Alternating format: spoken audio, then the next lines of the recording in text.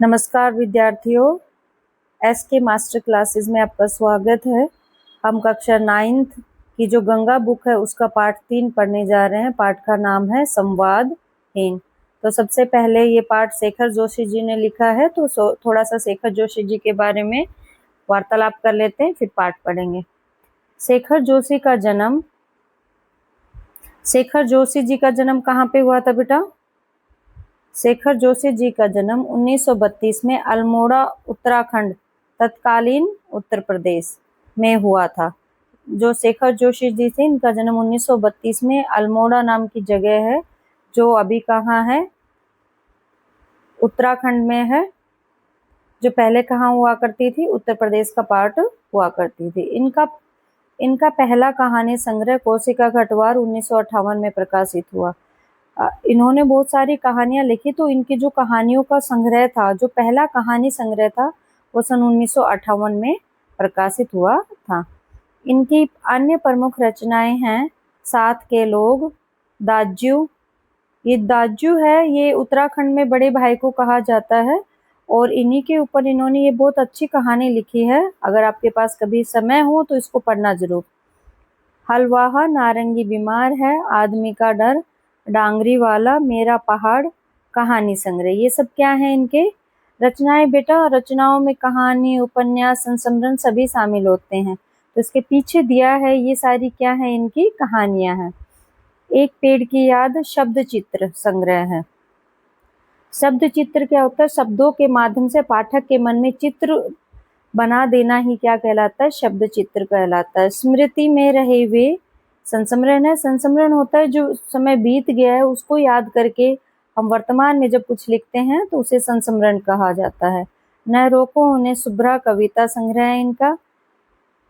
मेरा ओलिया गांव, ये आत्मवृत्त है। आत्मवृत्त मतलब वो गांव के चारों तरफ अपनी आत्मा, जो उनकी आत्मा है उसके चारों तरफ जो चीजें जुड़ी हुई थी, वो क्या जुड़ा हुआ था? उनका गांव उनसे जुड़ा हुआ था, तो उसको लेकर उन्होंने ये लिखा है आत्मवृत्त।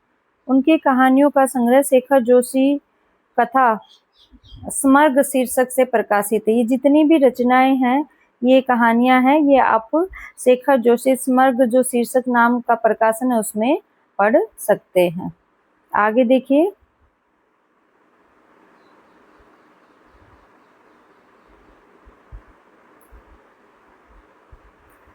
उनकी कहानियां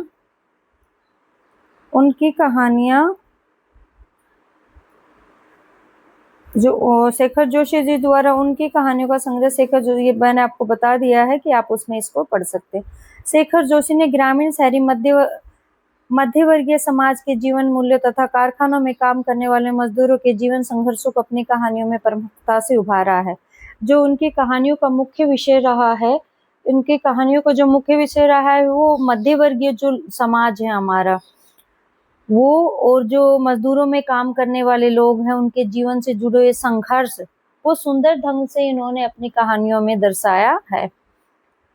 उन्हें उत्तर प्रदेश हिंदी संस्थान द्वारा महावीर प्रसाद द्विवेदी पुरस्कार तथा साहित्य भूषण सम्मान, मध्य प्रदेश शासन द्वारा अखिल भारतीय मैथिली शरण गुप्त सम्मान, ये सारे सम्मान उनको प्राप्त हो सके। कौन से? द्विवेदी सम्मान है, और साहित्य भूषण सम्मान है, मैथिली शरण गुप्त सम्मान है, श्री लाल शुक्ल स्मृति को साहित्य पुरस्कार भी इनको मिल चुका है। सन 1922 में इनका निधन हो गया।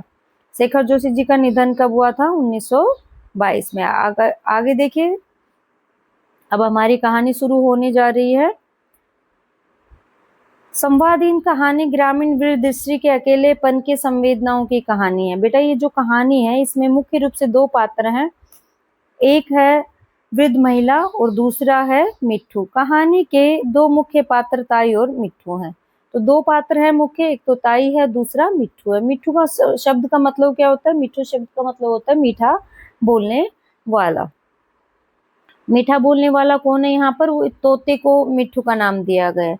मिट्ठू ताई के लिए केवल एक तोता नहीं बल्कि संवाद का एक माध्यम है। वह केवल एक तोता नहीं है, एक पक्षी नहीं है, वो क्या है? उनके लिए संवाद का माध्यम बना हुआ है, ममता का केंद्र है। और क्या है? उनकी ममता का केंद्र है। इन दोनों के बीच कभी प्रेमपूर्ण संवाद होता है तो कभी नोकझोंक भी होती रहती है। जिस तरह से घर परिवार के सदस्यों के साथ हम रहते हैं तो कभी हमारा प्रेमपूर्ण व्यवहार होता है, कभी छोटी छोटी बातों पे लेके हमारे आपस में नोकझोंक हो जाती है, तो इसी तरह इन दोनों का भी संवाद चलता है। मनुष्य और पशु के बीच के संबंधों को दर्शाने के साथ साथ यह कहानी समकालीन जीवन यथार्थ की विसंगतियों, पलायन, अकेलापन और आदर्श और यथार्थ के द्वंद्व को भी अभिव्यक्त करती है। कहानी क्या क्या बता रही है कि समकालीन जो हमारा आज का समाज है, यथार्थ जीवन जो हमारा जीवन की वास्तविकता है, कि क्या क्या विसंगतियां हैं, क्या क्या मतलब क्या बुराइयां हैं, क्या अलग होता जा रहा है हमारे समाज। पलायन, पलायन का मतलब होता है एक जगह से दूसरी जगह चले जाना, जब लोग काम की तलाश में एक जगह से दूसरी जगह चले जाते हैं। अकेलेपन की समस्याएं हैं, क्योंकि परिवार एकांकी हो गए हैं, सब अपने अपने में बिजी हो गए हैं, तो अकेलेपन की बहुत बड़ी एक समस्या बनती जा रही है। आपको पता है बच्चों की अकेलेपन में अगर हम डेटा देखें तो हमारा भारत दूसरे नंबर पे आता है, कि हमारे भारत के लोग सबसे ज्यादा अकेलेपन से जूझ रहे हैं।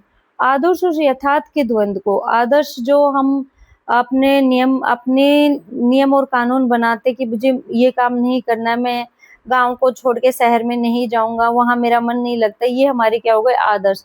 यथार्थ के द्वंद्व और जो वास्तविकता है, विचारों का जो द्वंद्व है, यथार्थ जीवन के विचारों का जो द्वंद्व है, उसको क्या करती है ये कहानी अभिव्यक्त करती है। तो चलो आगे कहानी शुरू करते हैं।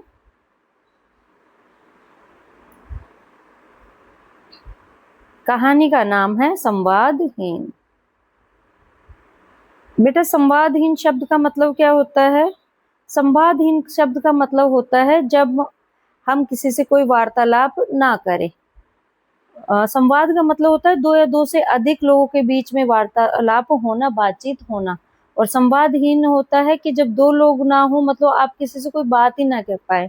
हम सामाजिक प्राणी हैं, तो हमें समाज में रहते हुए हमें एक दूसरे की जरूरत पड़ती है, हम एक दूसरे से बात किए बिना नहीं रह सकते हैं।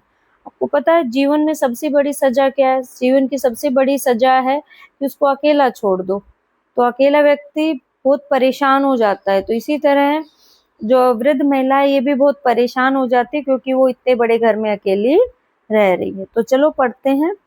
गहरी सांस लेकर ताई कहती, भगवान कैसे नैया पार लगेगी, और बंद पिंजरे में अपने पंखों को फड़फड़ाता उछल कूद मचाता मिट्ठू उत्तर देता, राम राम कहो सीताराम कहो। देखो अब जो ताई है वो क्या कहती है कि भगवान से प्रार्थना करी और पूछ रही, भगवान आगे का जीवन मेरा किस तरह से कटेगा।